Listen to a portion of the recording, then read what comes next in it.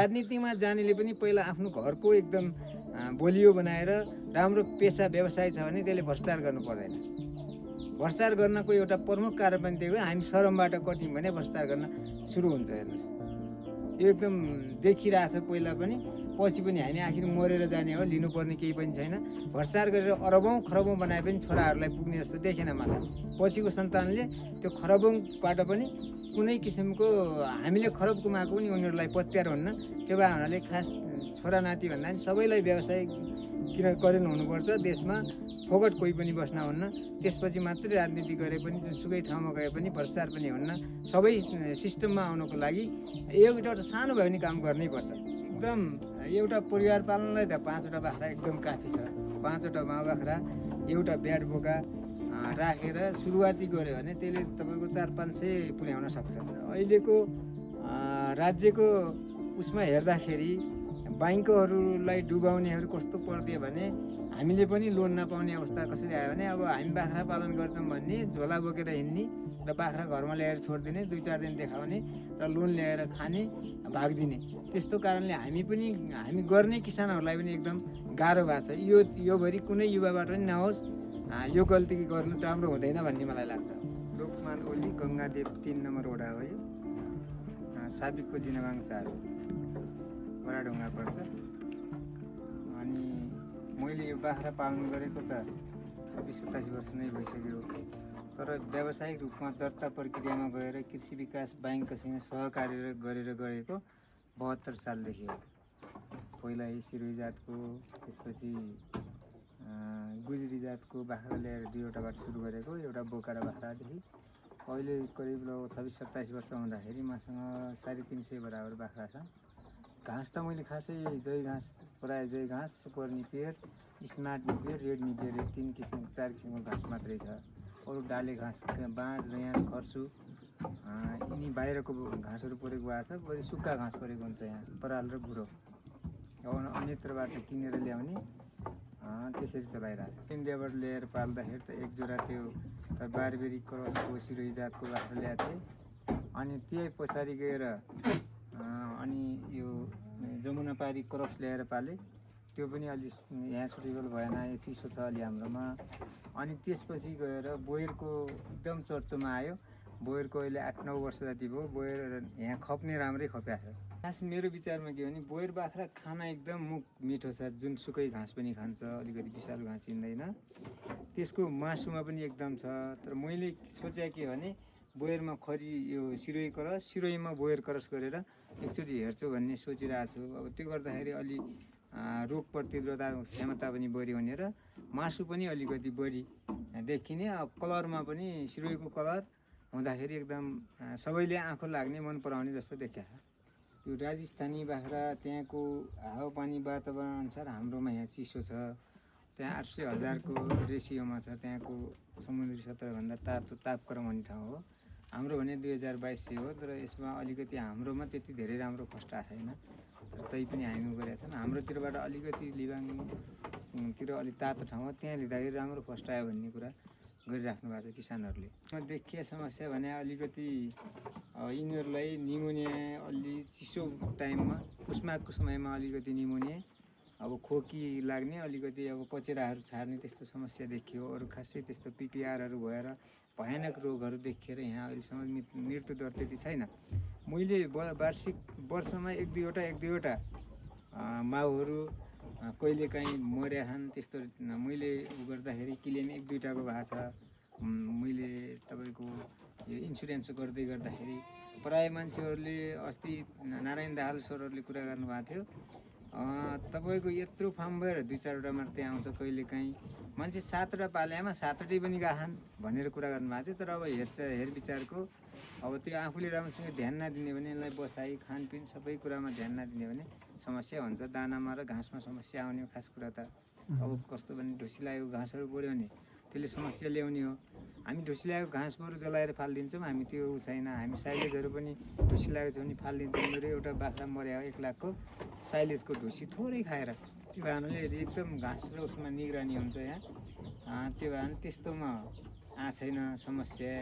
बरु हाम्रो समस्या एउटा के छ भने बच्चाबच्चीहरूमा प्रायः समस्या दिने। पहिला दुध धेरै खाने, अनि त्यसमा पखाला लाग्ने, कोही पखाला नरोकिएर मर्ने, डाइरियाको समस्या अलि बढी देखिन्छ। औषधिहरू ल्याएर औषधि प्रयोग गरिराख्नु गर्नु त अब त्यति धेरै त भएको छैन। अब टोक्सिनहरूको कारणले अलिक बढी मृत्युदर हुने, आमाहरूले खाएको टोक्सिन बच्चालाई लागेर दुधबाट पनि जाने र तिनीहरूलाई अलिक समस्या हुने प्रायः देखियो। अब हाम्रो डाक्टर साहब शङ्कर नेपाली सरसँग परामर्श लिँदाखेरि उहाँले त्यही किसिमको जानकारी दिएअनुसार विचार गर्दाखेरि ठिक हुन आएको छ। हाम्रो लागि त खास यो निपियर घाँसहरूमा मैले पहिला त सबै लगाएको थिएँ, अहिले अलिकति हटाएँ। किनभने हाम्रो लागि कस्तो रहेछ भने चिसो ठाउँमा अहिले अझै समस्या ल्यायो। यो प्रोटिन त बढी हो, त्यसमा पनि चिस्यानको समस्या देखियो। रेड नेपियर लाउँदाखेरि निपियरको कुरामा राम्रो त्यो देखियो, पानीको मात्रा कम र त्यसले अलि बाख्राहरूलाई त्यति असर गरेन। र यसमा जय घाँसमा राम्रो हुने नि जय घाँस सबभन्दा राम्रो देखियो। अनि यो सेटेरियाहरू, स्मार्ट निपियर, तपाईँको मोलाटोहरू अब ठिकै छ। यिनीहरू हाम्रो यहाँ अब चिसो समयमा त होइन, हामी अलिकति 80% पानी मारेरै खुवाउनु पर्ने देखियो। डाइरेक्ट हाल्दाखेरि त्यसले असर गरिरहेछ। मैले देखेँ, मैले भोगेँ। अब यत्रो वर्षमा सङ्घर्ष गर्दाखेरि बाख्रामा भोगेको समस्या त्यही हो। अरू खासै त्यस्तो समस्या आएको छैन। अब किर्नाहरूको समस्या हामी त्यो मल त्यहाँ रहन दिन्नौँ, बर्कौँलाहरू अब सबै सिधै तल झर्छ, हामी काठमा मात्रै राख्छौँ, त्यसले समस्या आएन। प्रायः मान्छेहरू के छ भने किर्नाहरू गरेर मैले अहिलेसम्म डिबेङ गरेको छैन। मान्छेको डिबेङ गराएकै हुन्छन्। अब किर्नाहरूले धेरै समस्या गराएको हुन्छ। हाम्रोमा त्यो मल छुँदैन तपाईँ बर्कौलाहरू काटेर तपाईँको 1 दिन 2 दिन त्यो छाहारीमा राख्नुपर्छ। त्यही गरेर खुवाछौँ, त्यो गर्दाखेरि ठिकै भएको। घाँसमा मात्रै त छैन, घाँसको समस्या छ। हामी सल्यानबाट ल्याउने हो, त्रिवेणी गाउँपालिका, अब दाङबाट लमाईबाट घाँस ल्याउँछौँ। अब त्यो अब पालिसकेपछि अब व्यवसाय गरिसकेपछि यत्तिकै अब यो भएन त्यो भएन भनेर रोकिन पनि समस्या हेर्नुहोस्। त्यही कारणले अब बाहिरबाट हामी जङ्गलको काल्नाहरूको काट्ने बेसाएर घाँस ल्याउँछौँ, किनेर ल्याउने हो। ल्याउने मान्छेहरूले एक भारी ल्याउनुहुन्छ दिनमा, 1 दिन बिराएर पनि ल्याउनुहुन्छ। अब त्यसलाई मिसाउँछौँ हामी। तपाईँको यो दाङबाट ल्याएको यो गहुँको भुस्सा, पराल अनि जय घाँस, यो सुपर निपियर, स्मार्ट निपियर सबैको थोरै मिक्स गरेर सबैलाई च्यापिङ गरेर मिक्स गर्ने अनि त्यसपछि खुवाउँछौँ। त्यहाँ अब हाममा पनि अब बिहान 9 बजीसम्म, मैले साँझ राति 10-11 बजीसम्म बच्चा बच्चीको हेरचाह दिने, पाठापाठीको गर्ने र बिहान पनि 8-9 बजीसम्म गर्ने। त्यसपछि वडा कार्यालयतिर जाने मैले गरिरहेको छु। म्याडम 24 घन्टै खट्नुहुन्छ। 3-4 लाखको त्यो गोठबाट सुरु गरेको। अहिले अब यसमै पनि कृषि विकास ब्याङ्कको लगानी पहिला एकचोटि 9 लाखदेखि सुरु गरेर 40 लाखसम्म लोन दिनुभएको छ। त्यही अनुसार मैले संरचना तयार गरेको। एकचोटि ल्याएको लोन 40 लाखकोले बाख्रा खरिद पनि गरेको थिएँ। बैर बाख्राहरूको त्यतिखेर अलि महँगै थियो, 2.5 लाख 3 लाख रुपियाँसम्म थियो। त्यतिखेर खरिद गरेँ र अहिले त संरचना मात्रै 1 करोडभन्दा बढी भइसकेको छ। पहिला मैले 2-2.5 लाखको खोरबाट सुरु गरेँ। अनि बच्चा बच्चीहरू 3वटालाई अब जागिरी नखाए पनि राम्रै पढाइयो। मेरो त्यो जेठो बाबुले युकेमा छ अहिले, त्यसले मास्टर सिद्धियो। छोरीले ब्याचलर सिद्ध्या छ। रेडियोग्राफी पनि 3 वर्ष सिद्ध्या हो। अनि कान्छोले भेटनेरी पढायो हो, त्यो जापानतिर गएर रडमेट्ने हो कि अब बाहिर जान्छौँ भनिसकेपछि अब एउटालाई पठाउने भन्दाखेरि अलि अप्ठ्यारो पनि हुँदछ। त्यही भएर त्यसरी पठाएको छु। अब खास लगानी बाख्राकै हो तिमी सबैलाई। एकदम एउटा परिवार पाल्नलाई त 5वटा बाख्रा एकदम काफी छ। 5वटा माउ बाख्रा, एउटा ब्याड बोका राखेर सुरुवाती गऱ्यो भने त्यसले तपाईँको 400-500 पुर्याउन सक्छ। मैले व्यवसाय गरेदेखि राखेँ भए 10-15 हजार 20 हजार बाख्रा हुन्थ्यो होला। तर अब कोही अलिअलि मरे पनि तपाईँको 5-10वटा बाख्रा पाल्नेको 2टा नपाएर भयो भने नि एकैचोटिमा 6 महिनामा 20वटा हुने हो। 10वटा माउ हुन्छ, 10वटा अरू बच्चा बच्ची हुन्छ, 20वटा हुन्छ। 20वटामा 5वटाको दाना घाँस राखिदिने, 2वटा जतिको मान्छेले कामदारलाई राखिदिने, त्यसरी हिसाब गर्दै जाने भने त्यस एउटा परिवारले 1-1.5 लाखभन्दा बढी खान्न। 2-3 जनाको 4 जनाको परिवारले भने अब त्यसमा प्लस 1-2टा बाख्रालाई छोराछोरी पढाउनलाई, बचत गर्नलाई त्यस्तै गर्दै जाने भने घाटा लाग्दैन। तर मैले एउटाबाट सुरु गर्दै गरेर योसम्म आउँदाखेरि अब मैले अहिलेसम्म घाटामा छैन। अब कहिलेकाहीँ मृत्यु दर बढ्यो भने घाटा हुन्छ। त्यसमा पनि इन्सुरेन्स कम्पनीहरूले बच्चाहरूको बिमा नगरेको मलाई अलिकति एकदम गुनासो लाग्छ। अब कस्तो हुन्छ भने माउबाट जन्मियो भने बच्चाहरूको मृत्यु दर भयो, माउ सँगसँगै केही % बच्चाहरूको गर्दाखेरि त्यो भरि राम्रै लाग्थ्यो मलाई। र अब अहिलेको राज्यको उसमा हेर्दाखेरि बैंकहरूलाई डुबाउनेहरू कस्तो परिदियो भने हामीले पनि लोन नपाउने अवस्था कसरी आयो भने अब हामी बाख्रा पालन गर्छौँ भन्ने झोला बोकेर हिँड्ने र बाख्रा घरमा ल्याएर छोडिदिने 2-4 दिन देखाउने र लोन ल्याएर खाने भागिदिने। त्यस्तो कारणले हामी गर्ने किसानहरूलाई पनि एकदम गाह्रो भएको छ। योभरि कुनै युवाबाट पनि नहोस् यो गल्ती गर्नु राम्रो हुँदैन भन्ने मलाई लाग्छ। मैले अब खसीहरू बनाइसकेपछि व्यापारीहरू आफै आउनुहुन्छ यहाँ लिनको लागि। 550 रुपियाँ केजी छ जिउँदो है। अनि त्यसपछि ब्याटको लागि यसमा राम्रो खालको ब्याटहरू लिनलाई चाहिँ 800 देखि 1500 गएको छ। अब यसको मैले किन्दाखेरि नै अब महँगो ल्याएको हुनाले कतिमा बेच्ने भन्ने कुरा अझै फिक्स छैन। अब आएको उसले त 1500 र 20-22 केजीको 25-30 हजार 35-40 हजार हालेर हेरेर लिनुहुन्छ। अहिलेसम्म वेटमा भएको छैन। अब त्यो उता तपाईँको लुआम फालाबाङतिर 2000 रुपियाँ केजी भन्नुभएको थियो एकजना सरले। हामीभन्दा 1 लट अगाडि ल्याउनु भएको थियो। उहाँले 2000 रुपियाँ केजी बेचिराख्नु सर भन्नुहुन्थ्यो। यता कता सरहरूले पनि ल्याउनु भएको छ भन्ने कुरा सुनेको थियो। र बिक्रीमा अहिलेसम्म त्यस्तो समस्या त छैन। अब पाठापाठीहरूलाई बेच्दाखेरि अब 1-2वटा बेच्दाखेरि त अब समस्या हुन्छ। हामीलाई त अब धेरै बेच्नुपर्छ। त्यो र अहिले पाठापाठीहरू बोयरको छन् मसँग 40-50 जति बिक्रीमा छन्। अनलाइन सिस्टममा पनि अब त्यो फोटोबाट व्यापार गर्दाखेरि प्रायः कस्तो आउने भने ठ्याक्कै फोटोमा त स्पेसियली देखिन्छ होइन। अब यहाँ फिल्डमा आउँदाखेरि त्यस्तो राम्रो अब त्यो फोनबाट बिक्री गर्दाखेरि कहिले त कसैले केही भन्यो, कहिले बढी ठगीमा पऱ्यो म। अनि विश्वासको आधारमा झापा पठाइयो। झापामा पठाउँदाखेरि अहिले त मलाई त यो बिट्टलको करस दियो फलानाले भने पैसा 1 रुपियाँ पनि दिएन।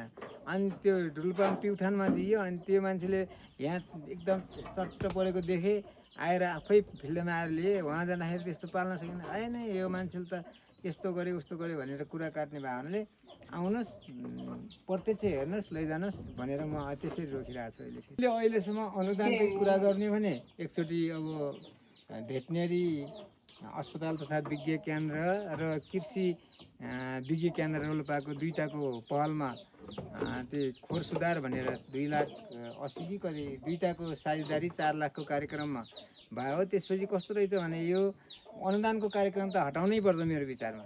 राज्यबाट कस्तो भइदियो भने अनुदान भने झोला बोक्नेहरूको मात्रैलाई भयो। व्यवसाय गर्नेको फिल्डमा कस्तो मैले यहाँ 300 बाख्रा छोडेर त्यहाँ गएर त्यो अनुदान ल्याउन सक्दिनँ हेर्नुहोस्। किनभने बाख्रा मर्छ। त्यहाँ त बाख्रा नहुने 2-4 दिन अब ठ्याक्क फोन कन्ट्याक्टमा गरेर कर्मचारीहरूलाई 2-4 दिन ल्याएर देखाउने अनि त्यसपछि गएर त्यो खाने अनुदान खानेहरूलाई मात्रै हो। त्यो वास्तविक किसानहरूले त्यो अनुदान खोज्न जान सक्दैन, पहुँचमा हुन्न।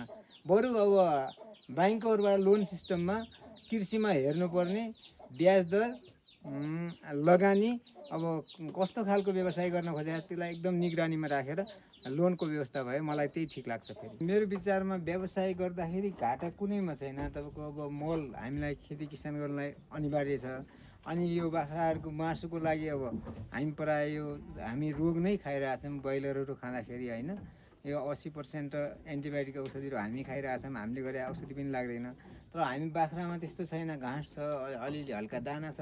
त्यसले हामीलाई असर नगर्ने चिजहरू खानको लागि त बाख्राको व्यवसाय गर्नु मलाई एकदम ठिक लाग्छ।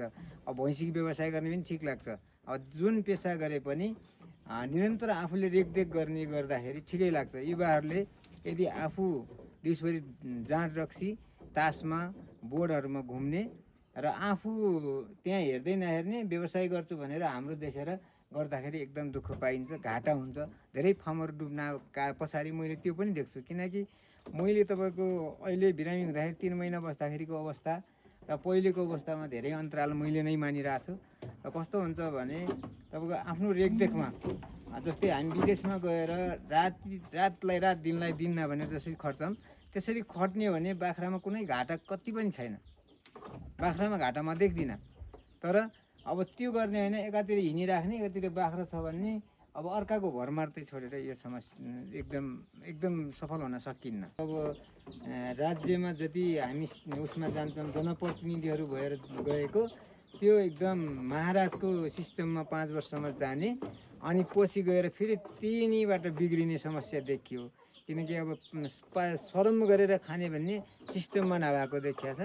जति अब जनतासँग जाने, सँगै घुलमिल गर्ने र एकदम श्रम को एकदम आवश्यकता छ। किनकि 5 वर्षपछि त म फर्किने हो, मेरो त बानी बिग्रिसकेको हुन्छ।